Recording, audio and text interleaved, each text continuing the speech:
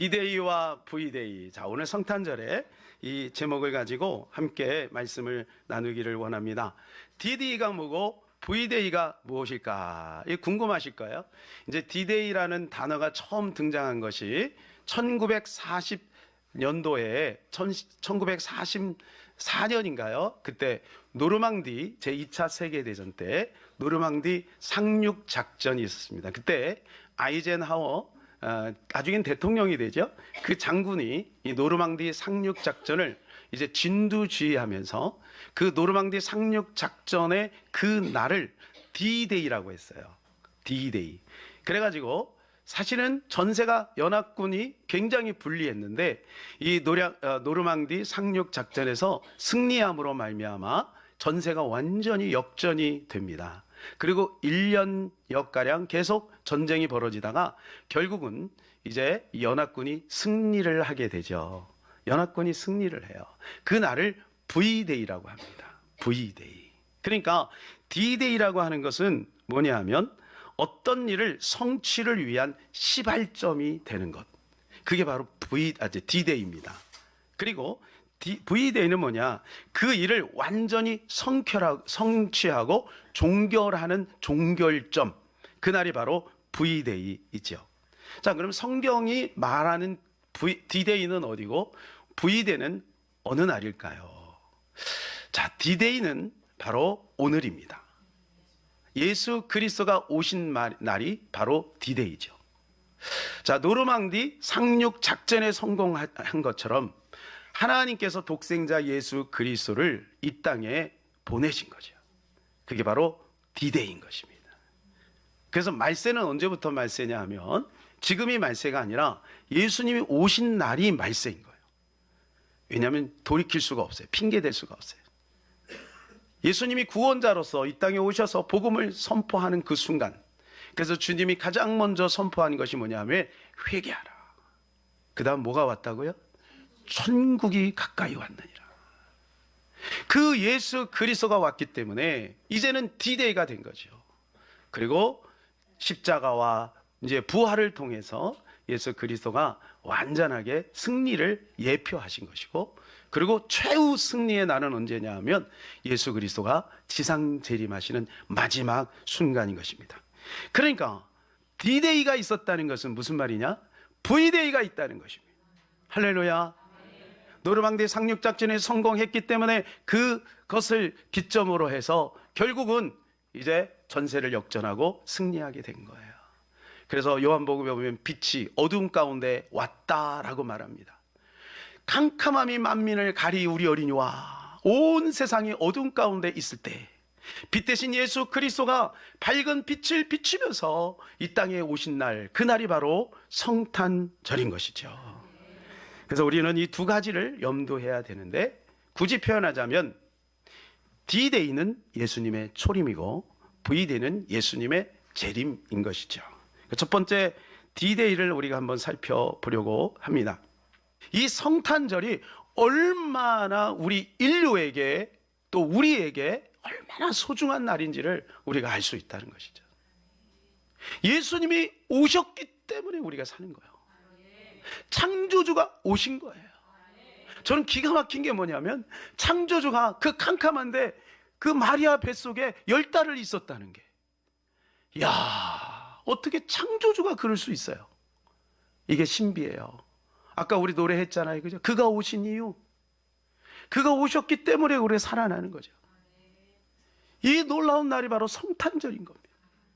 그래서 우리는요, 특별히 대림절이라고 하는 그 4주에 걸쳐서 성탄의 의미를 그렇게 강조를 했어요. 여러분, 성탄절이 얼마나 중요한 의미가 있는지. 예. 사랑하는 여러분, 예수님이 오신 것은, 이것은 하나님의 최고의 사랑의 표현인 줄로 믿습니다. 그것 때문에 우리가 생명을 얻었고, 그것 때문에 우리가 소망 가운데 살아갈 수 있는 것이지요. 부산에서요, 24년 만에 화이트 크리스마스래요. 그래갖고 막 난리가 났어요. 난리가 났어요. 그냥 막 쇼핑몰, 뭐 유원지 막 이런 데 막 사람들이 막 백화점, 또 영화관 막 사람들이 막 몰려. 화이트 크리스마스 24년 만에. 너무 좋죠. 즐거운 거 참 좋아요. 주님이 기뻐하시는 거 참 좋아요. 그러나 우리가 그 의미를 잃어버리면 안 됩니다. 사랑하는 여러분, 오늘도 우리가 이 성탄절을 마치면 가족들끼리 식사도 하시고 또 영화도 보고 그렇게 하시기를 바라요. 그러나 우리 마음의 중심에 주님의 은혜를 꼭 기억하시기를 축복합니다. 예수님이 왜 오셨을까요? 간단하게 5가지로 살펴보면 예수님이 첫 번째, 죄인을 부르러 오셨다는 거예요. 죄인을 부르러 오셨다. 자, 제가 죄인을 부르러 그러면 여러분이 예수님이 오셨어요. 그러세요? 예. 죄인을 부르러 예수님이 오셨어요. 예, 그렇습니다. 우리가 죄인이잖아요. 다 죄인이잖아요. 저는 살아보면 살아볼수록 제가 죄인이라는 것을 점점 느낍니다. 아마 여러분들도 그러실 거예요. 죄를 안 지려고 발버둥을 치면서도 나도 모르는 사이 죄 가운데 있는 나를 발견해요. 근데 예수님이 있으니까 얼마나 감사합니까? 마태복음 9장 13절입니다. 우리 같이 읽을까요? 마태복음 9장 13절. 나는 의인을 부르러 온 것이 아니요 죄인을 부르러 왔노라. 예수님 왜 오셨다고요? 죄인을 부르러 오신 거예요. 자, 두 번째, 우리를 섬기려고 예수님이 오셨어요. 예, 우리를 섬기려고. 자, 우리 마가복음 10장 45절입니다. 인자가 온 것은 섬김을 받으려 함이 아니야 도리어 섬기려 하고 자기 목숨을 많은 사람의 대속물로 주려 함이라 그랬어요. 예, 우리를 섬기기 위해서 오셨어요. 근데 이 섬김의 끝이 어디냐면 자기 자신의 목숨이에요. 대속물로 주기 위해서 오신 거예요. 그러니까 예수님이 오신 이유를 우리가 잘 기억해야 되겠죠. 세 번째는 뭐냐? 전도하러 오셨어요. 전도하러. 자, 마가복음 1장 38절. 이르시되 우리가 다 다른 가까운 마을로 가자. 거기서도 전도하리니 내가 이를 위하여 왔노라 하시고. 뭐 하러 오셨다고요? 전도하러 왔. 내가 이를 위하여 왔노라. 전도하러 오셨어요. 당신이 당신을 증거하시는 거예요. 당신이 당신을 증거. 왜? 예수만이 길이요 진리요 생명이니까. 천하 인간의 구원을 얻을 만한 다른 이름을 주지 않았기 때문에 당신이 당신을 증거하러 오신 거예요. 내가 이를 위하여 왔노라. 네 번째는 뭐냐? 마귀를 멸하려 오셨다는 거예요. 요한일서 3장 8절. 하나님의 아들이 나타난 것은 마귀의 일을 멸하려 하심이라. 하나님이 왜 오셨느냐? 하나님의 아들이 왜 오셨느냐? 왜 이 땅에 오셨느냐? 그것은 마귀의 일을 멸하려 오셨어요. 여러분, 그래서 우리도 마귀의 일을 멸해야 될 줄로 믿습니다. 마귀의 멸해야 되는 거예요. 우리가 마귀의 일을 멸하는 것이 무엇일까요? 여러분, 가정에서 자꾸 예배를 드리시기 바랍니다. 여러분, 직장에서 사업터에서 찬송을 하시기를 바랍니다. 복음을 전하시기를 바랍니다. 하나님의 나라를 이루기 위하여 우리가 한 발짝 한 발짝 믿음으로 나아가시기를 바랍니다. 저는 이 기쁜 성탄절에 성경을 보니까 그 성탄절 아침이 어떤 날이었느냐? 초죽음의 날이었어요. 예수님이 태어나시자 이것이 헤롯 궁에 들렸잖아요. 그러니까 헤롯이 어떻게 합니까? 2살 아래로 다 죽여라. 예수님이 오셨기 때문에 죽었다는 게 아니라 이 헤롯 왕이 자기의 정권욕 때문에. 동방박사가 뭐라 그래요? 이스라엘 왕이 왔다. 그렇게 얘기하니까 두려운 거예요. 자기가 이스라엘의 왕인데 이 정권을 빼앗길까 봐. 그러니까 그 아기들을 누군지를 모르니까 그 유대 땅에 있는 전국에 있는 아기들의 2살 아래부터 다 죽이는 거예요. 저는 이 말씀을 묵상하면서 마귀가 예수 그리스도를 얼마나 두려워한지를 알 수가 있어요. 마지막에 패션 오브 크라이스트의 그 영화에 보게 되면 예수님 십자가를 지러 갈 때 마귀가 음영한 미소를 지면서 하죠. 그리고 예수님 부활하실 때 그는 땅을 치면서 그는 괴로워합니다. 예수님이 오실 때도 마귀는 두려운 거예요.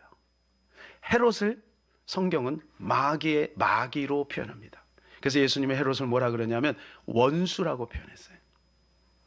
여러분, 그러므로 우리가 이 영적인 싸움의 구도를 꼭 기억하셔야 돼요. 우리가 예수 믿는다라는 것은 그냥 예수 믿고 그냥 어린 양이 되었다, 그것이 아니에요. 하나님의 백성이 되었으니까 온실 안에서 보호받고 천국 간다, 그 정도로 끝나는 게 아니에요. 우리가 이 땅에 살면서 하나님의 나라를 이루기 위해서 끊임없이 도전하는 악한 사단의 세력과 우리는 싸워야 될 줄로 믿습니다. 악한 사단의 세력은 끊임없이 여러분들을 계속해서 괴롭혀요. 여러분이 괴롭힘을 당하는 것도 억울하지만, 그러나 그 괴롭힘을 당하는 순간에 우리는 힘을 못 쓰잖아요. 그러니까 우리는 영권이 필요한 겁니다. 우리는 기도해야 될 줄로 믿습니다. 그래서 우리가 열심히 하나님의 나라를 이루어 나가기 위해서 우리 모두가 힘써야 될 줄로 믿습니다. 교회가 깨어나야 돼요. 교회가 일어나야 돼요. 성도가 일어나야 돼요. 성도에게 열정이 있어야 돼요. 성도에게 불이 있어야 돼요. 그래야 여러분, 우리를 통해서 이 지역을 변화시킬 수가 있는 겁니다. 여러분, 우리에겐 빛이 있어요. 우리에게는 권세가 있고 능력이 있어요. 그래서 우리가 누구에게 복음을 살짝만 전해도요, 그들은요, 그 뿌리가 흔들려요. 이 사실을 믿으시기를 바랍니다. 아무개야, 예수 한번 믿어봐. 여러분, 이 말만 해도요, 그들은 벌써 영혼에 지진이 나요. 지진이 나요. 그리고 거기 하나님의 역사하기 시작하는 거예요. 뱀과 전갈을 밟으며 원수를 제할 권능을 우리에게 주었다라고 말씀하고 있습니다. 사랑하는 여러분, 우리는 시시한 존재가 아니에요. 그냥 슬퍼하고 아파하고 고통하고 손해보고 그냥 그럴 정도가 아니라고요. 오히려 우리가 참으로 이 복음을 증거하다가 오는 여러 가지 불이익과 손해와 그러한 것들 속에서도 우리가 꿋꿋하게 믿음으로 인내하면서 나갈 때 거기에 하나님의 영광과 능력이 나타나게 될 줄로 믿습니다. 다섯 번째는 예수님이 왜 오셨느냐? 생명을 주기 위해서 오셨다는 거예요. 요한복음 10장 10절, 내가 온 것은 양으로 생명을 얻게 하고 더 풍성히 얻게 하려는 거야. 내가 온 것은 양으로 생명을 얻게 하려 하신다는 거예요. 이제 두 번째입니다. 우리가 첫 번째는 디데이를 살폈어요. 그죠? 디데이. 디데이는 어느 날이라고요? 그렇습니다. 성탄절. 오늘입니다. 오늘이 디데이입니다. 자, 이제 V데이입니다. V데이. 디데이는 V데이를 위한 것입니다. 여러분 기억하셔야 돼요. 디데이는 V데이를 예표하는 겁니다. 그러니까 디데이의 완성은 뭐냐? V데이예요. 디데이만 있고 V데이가 없으면 디데이는 의미가 없는 것이죠. 노르망디 상리작전은 뭐 할 거예요? 해안 가서 뭐 할 거예요? 뭐 낚시질하고 놀 거예요? 뭐 할 거예요? 독일군을 점령하려고요. 이 전쟁에서, 이 지긋지긋한 전쟁에서 승리하기 위한 것이죠. 그러니까 디데이는 뭐냐? 구원이라고 하면 V데이는 뭐냐? 천국 가는 거예요. 구원을 받았다면 반드시 천국에 들어가야 될 줄로 믿습니다. 주님이 원하시는 거예요. 그것 때문에 주님이 오셨어요. 오늘 본문의 1절 2절에 보면 이런 말씀을 하고 계시죠. 데오빌레여, 내가 먼저 쓴 글에는 무릇 예수께서 행하시며 가르치기 시작하신부터 그가 택하신 사도들에게 성령으로 명하시고 승천하신 날까지의 일을 기록하였노라. 이게 무슨 말이냐 하면 디데이를 설명해 주는, 예수 그리스도가 이 땅에 오시고, 그리고 예수님의 하신 일과, 그리고 그 예수 그리스도가 마지막에 십자가를 지시고 그걸 부활하시고 승천하신 일까지 데오빌로 각하여 내가 말하지 않았습니까? 이제는 내가 V데이에 대해서 말하겠습니다. 그 말인 겁니다. 그 V데이. 이 V데이가 무엇이냐? 그래서 지금 1절 2절은 뭔 말이냐면 누가복음을 내가 당신에게 써서 보내줬잖아요. 그러니까 이제는 내가 V데이, 사도행전의 기록 목적이 무엇인지를 이야기할게요. 그 얘기죠. 그러면서 11절에 중요한 말씀을 하고 있습니다. 자, 11절에 그 연관된 이야기가 오늘 본문에 쭉 설명되고 있어요. 그걸 먼저 설명을 해드릴게요. 이제 예수님께서 승천하기 직전에 감람산에 제자들이 쫙 모였어요. 그때 예수님 갑자기 하늘로 붕 타고 올라갑니다. 하늘로 올라가요. 보고 있는데 지금 자기 선생이 하늘로 붕 올라가는 거예요. 그러면서 예수님께서 올라가기 전에 말씀합니다. 얘들아, 예루살렘을 떠나지 마. 그리고 아버지의 약속하신 그 능력을 기다려라. 몇 날이 못해요 너희가 성령을 세례로 받을 것이다. 오직 성령이 너희에게 임하시면 너희가 권능을 받고 예루살렘과 온 유대와 사마리아 땅끝까지 이르러 내 증인이 되리라. 마지막 유언이에요. 이거 탁 말씀하시고 예수님이 하늘로 붕 올라가시는데 제자들이 붕 찌는 거, 뭐지? 이러고 있는 거예요. 그때 천사들이 탁 나타났어요. 그리고 하는 말이 이 말입니다. 11절. 이르되 갈릴리 사람들아 어찌하여 서서 하늘을 쳐다보느냐? 너희 가운데 하늘로 올려주시니 예수는 하늘로 가심을 본 그대로 오시리라 하였느니라. 너희가 지금 하늘로, 너희 선생님이 예수님이 하늘로 올라가고 계시지? 근데 너희가 지금 본 그대로 예수님이 그대로 오실 거야. 이걸 말씀해 주고 있습니다. D-Day, 즉 초림 예수가 약속의 성취라면 V-Day, 즉 재림 예수도 약속대로 오신다. 초림이 성취되었다면 재림은 어떨까요? 당연히 성취되는 거죠. 이 사진들을 한번 보실까요? 우리가 신학적으로 약간 조금 한번 이걸 볼 필요가 있어요. 자, 구약에 보면 모세, 다윗, 구약의 성도들은 앞을 이렇게 바라볼 때 뭐가 보이냐면 예수님의 초림과 예수님의 재림을 동시에 보는 거예요. 근데 그들은 그게 뭔 말인지 잘 이해를 못하는 거예요. 어렴풋한 거예요. 왜? 초림을 아직 경험하지 않았으니까. 그러나 신약에 있는 성도들은 다르죠. 그죠? 자, 그 다음 화면을 한번 띄워주시면 이런 거예요. 이런 거. 구약의 성도 이사야, 다니엘 뭐 엄청나게 예수님에 대해서 예언을 했잖아요. 그러나 그들은 아직 그 약속을 성취를 못 받은 거예요. 초림 예수를 못 본 거예요. 그래서 그리스도의 초림이 왔죠. 그 산 봉우리 보이시죠? 그리고 이제 교회 시대예요. 지금 우리가 요 교회 시대를 보내고 있는 거예요. 그러고 나서 예수 그리스도의 재림을 또 동시에 보고 있는 거예요. 이사야가 말해요. 보라, 처녀가 잉태하여 아들을 낳을 것이요 그 이름을 임마누엘이라 하리라. 그죠? 다니엘이 7장부터 12장까지 예수 그리스도의 재림의 때에 대해서 쫙 말합니다. 아마 본인도 그게 무슨 말인지 잘 모르고 막 했을 거예요. 그런데 그때는 언제 때냐면 재림의 때를 얘기하는 거예요. 재림의 때. 그러니까 동시에 지금 구약 성도는 보고 있어요. 자, 그럼 우리는 어떨까요? 그 다음 화면을 보여주시면 예수 그리스도의 초림과 예수 그리스도의 재림을 동시에 봐야 되는 거예요. 예수 그리스도가 초림 예수로 오셨다라고 하고 우리가 그것을 인정하기에 우리가 성탄절을 지키는 거예요. 온 세계 사람들이 이유도 없이 모르고 지금 성탄절 즐거워하는 거잖아요. 예수님이 오셨다는 거죠. 그래서 메리 크리스마스인 겁니다. 사랑하는 여러분, 이 메리 크리스마스, 크리스마스가 라틴어에서 어떻게 온 거냐면 크리스투스와 그 다음에 마사라는 말이 합쳐진 거예요. 크리스투스는 그리스도를 뜻하는 거죠. 마사라는 말은 무슨 모임이다. 그리고 이게 이제 종교적으로 보면 미사를 말하는 겁니다. 미사, 예배. 우리로 말하면 그리스도께 예배하는 날, 이날이 바로 성탄절인 거예요. 그 다음 사진을 보여주시면 이렇게 보는 거예요. 현 시대 우리 성도들은 두 단계를 이제는 보게 되는 거예요.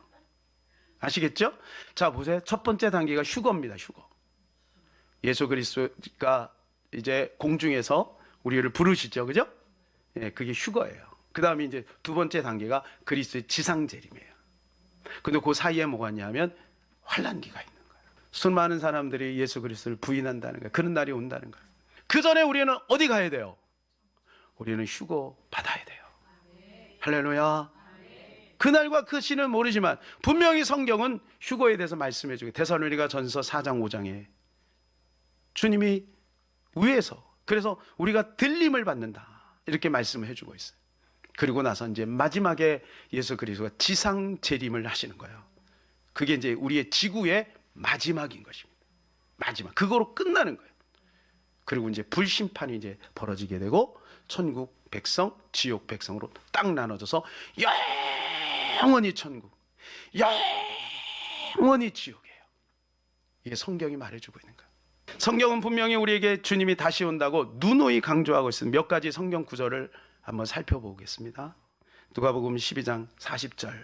이러므로 너희도 예비하고 있으라. 생각하지 않을 때 인자가 오리라 하시니는. 뭐 하고 있으라고요? 예비하고 있으라. 준비하고 있으라. 준비하고 있어야 될 줄로 믿습니다. 자, 두 번째 깨어 있으라고 말씀합니다. 마태복음 25장 13절입니다. 그런즉 깨어 있으라. 너희는 그날과 그 시를 알지 못하느니라. 그날과 그 시를 알면 얼마나 좋겠어요, 그죠? 예. 근데 그날과 그 시를 아무도 몰라요. 심지어는 예수님도 모른다 그랬어요. 나도 모른다. 아버지만 아시느니라. 그래서 우리가 어떻게 해야 돼요? 깨어 있어야 돼요. 깨어 있어요. 자, 세 번째, 누가복음 17장 24절입니다. 시작. 번개가 하늘 아래 이편에서 번뜩하여 하늘 아래 저편까지 비침같이 인자도 자기 날에 그러하리라. 네, 번개처럼 온다는 거예요. 여러분, 번개가 어떻게 와요? 자, 내가 지금부터 번개로 간다 방송하고 옵니까? 순식간에 옵니다. 번개가, 여러분 아시죠? 번개 보셨죠? 예수님이 그렇게 오신다는 거예요. 그 다음이요, 계시록 3장 3절입니다. 그러므로 내가 어떻게 받았으며 어떻게 들었는지 생각하고 지켜 회개하라. 만일 깨지 아니하면 내가 도적같이 이르리니 어느 시에 내게 임할는지 내가 알지 못하리라. 어떻게 온다고요? 도적같이 온다.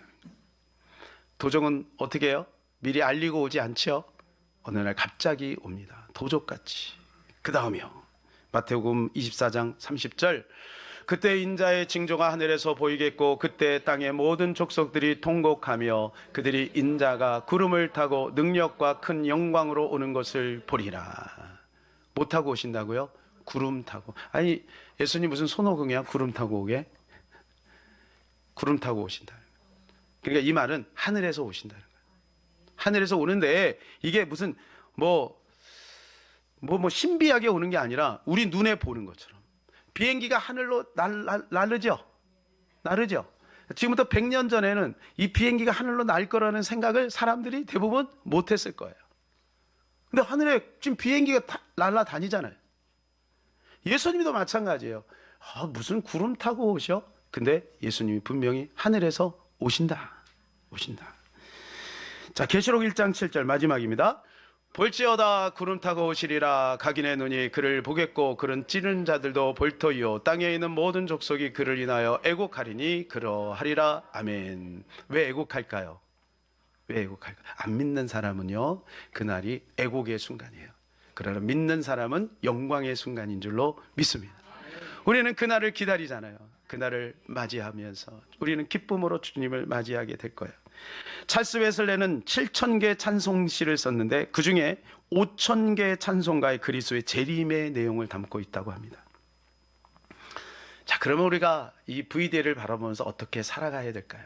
주님 오신다 그래갖고 두려워가지고 떤다든지, 아니면 주님이 오신다는 메시지만 골라서 듣는 거예요. 여러분, 그건 주님이 원하는 게 아니에요. 주님이 오실 때 우리가 무엇을 해야 될까요? 우리 여전히 하던 일을 계속하면서, 그러나 단 깨어 있어야 될 줄로 믿습니다.